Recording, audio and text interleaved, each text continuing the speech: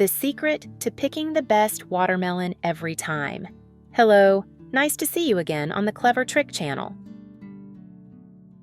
On hot days like this, the first thing I think of is watermelon. But with the rising prices, fruits and vegetables are also becoming more expensive. Sometimes I even hesitate to buy a whole watermelon. It's frustrating to carefully choose one, bring it home with anticipation, then cut it open to find the flesh is pale and tasteless, a feeling of frustration and disappointment. So how do you pick a good watermelon?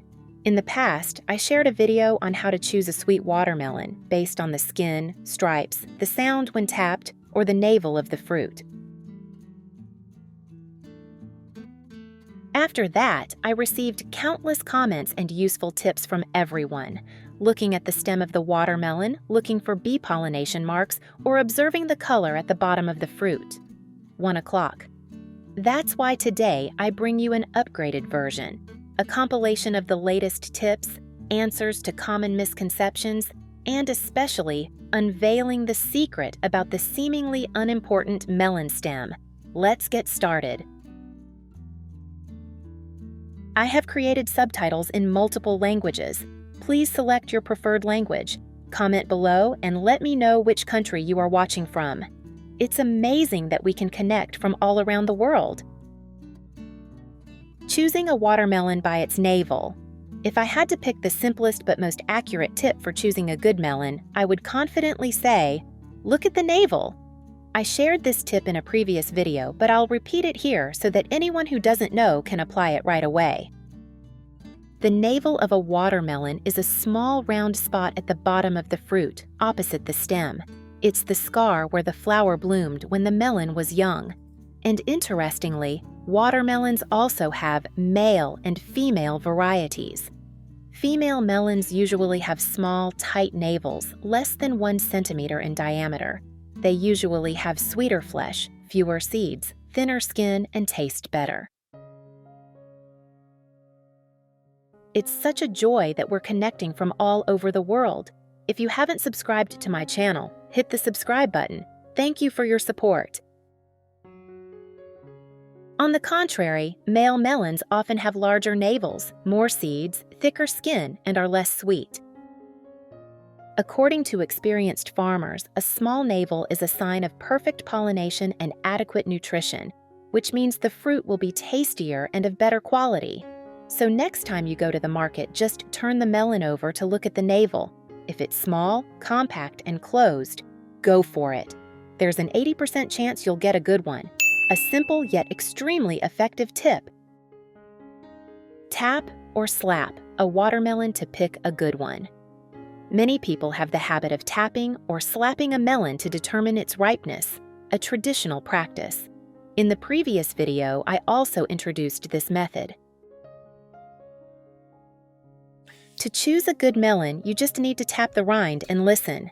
If the sound is loud, deep, and firm, it usually means the melon is ripe, red-fleshed, and juicy. On the other hand, if the sound is dull, flat, or muffled, the melon may be underripe or overripe, both of which are not good. In fact, many viewers shared that they regularly use this method and find it quite effective. However, it is also true that many people have difficulty distinguishing the subtle differences in sound when tapping a melon.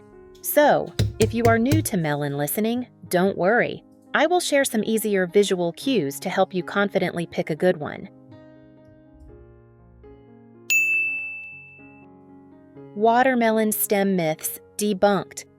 Have you ever been to the supermarket, seen a watermelon with a fresh green stem and a bit of sap at the tip, and immediately thought, oh, this is freshly picked. It must be really sweet?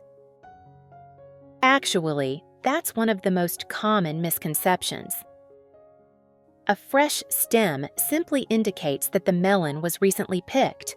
However, sweetness doesn't come from being freshly picked, but from whether or not the fruit was left to fully ripen in the field before harvest. Many melons with slightly dry stems are still incredibly sweet and juicy if picked at the right time, after the sugars in the fruit have fully developed.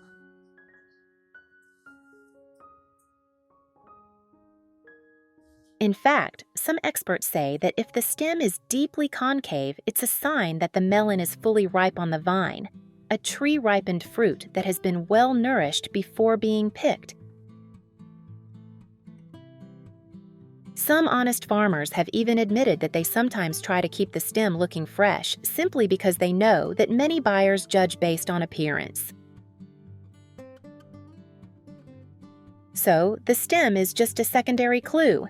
It cannot tell the whole story about the sweetness of the melon. Don't let the stem fool you. Bright, shiny, most likely the melon is not ripe. The skin is thick, not tasty. Look for stripes on the melon's rind. When you buy it, you will see bold, wave-like stripes on the rind. Choose melons with clear stripes, which indicate that the melon is ripe. Such melons will be sweet and juicy.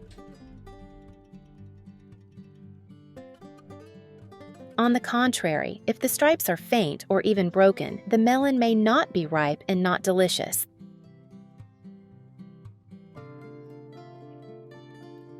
Look at the yellow part of the melon's rind.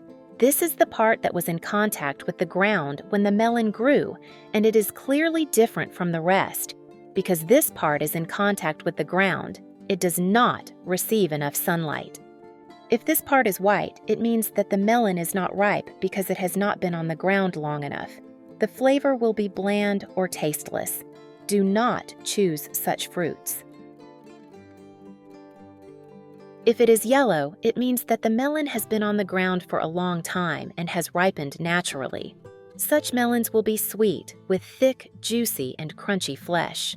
Now let's cut the melon together. Cut the bunny ears. Prepare 1 melon.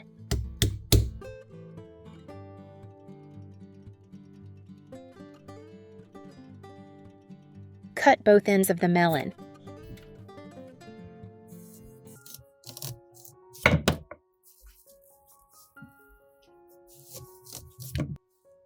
Cut 2/3 of the melon, we get a thick circle.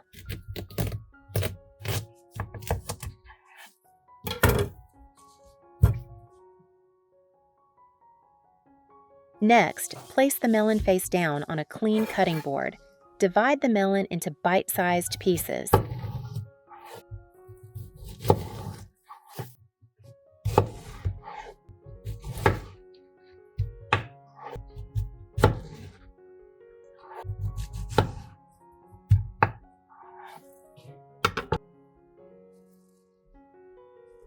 Take 1 piece of melon, separate the rind from the flesh. Cut about 2/3 of the melon. Do not separate the rind. Cut off some of the white flesh. Place the melon rind on the cutting board. Use the tip of the knife to gently cut the melon rind into a V shape. The result is a melon with a cute bunny ear shape.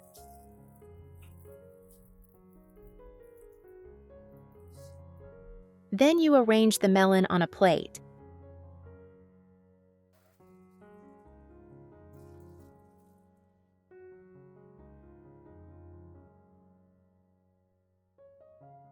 If you want the melon plate to be more beautiful, you can create a melon rind flower and place it in the middle.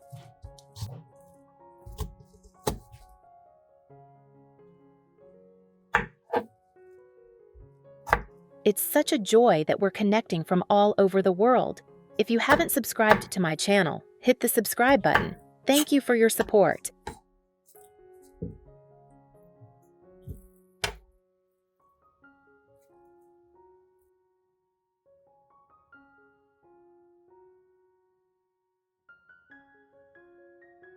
Create a simple, beautiful, non-sticky shape.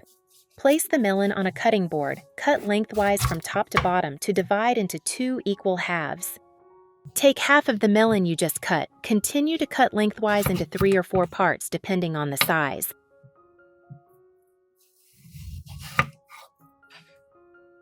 Place 1/4 of the melon on the cutting board. Use a knife to cut across both ends to remove the sharp part.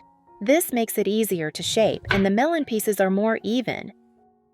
Place the knife about 2 to 3 centimeters from the left edge and cut a line along the length of the rind. Do the same on the right edge. Note, Do not cut through the melon flesh, only cut the rind.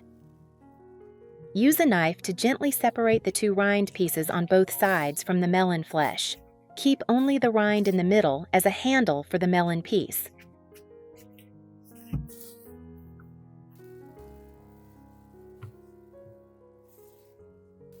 Using a knife, cut horizontally from top to bottom, dividing the melon flesh into slices about 2 to 3 centimeters thick.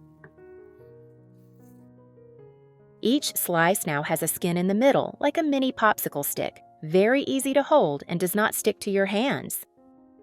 Arrange the popsicle sticks on a plate, tilted or stacked depending on aesthetics. Very suitable for buffet parties, family parties, children's birthdays. Cut out the interwoven flower shape. Take half of the melon, red flesh side down on the cutting board. Use a sharp knife to cut lengthwise from top to bottom through both the skin and flesh, creating long strips. Cut out the melon pieces one by one.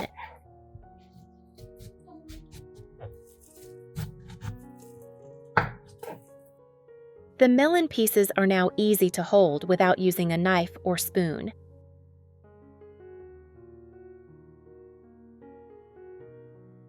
Gently lift each piece out with your hands.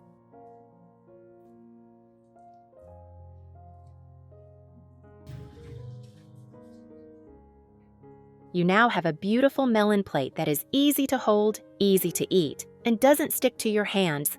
Perfect for parties, picnics, or entertaining guests. If you find today's video helpful, please like to support the channel and follow so you don't miss out on more great kitchen tips. Also, where are you watching this video from? Leave your city or region in the comments so I can connect with more people. See you in the next video, and I hope you always choose the sweetest melon to your heart.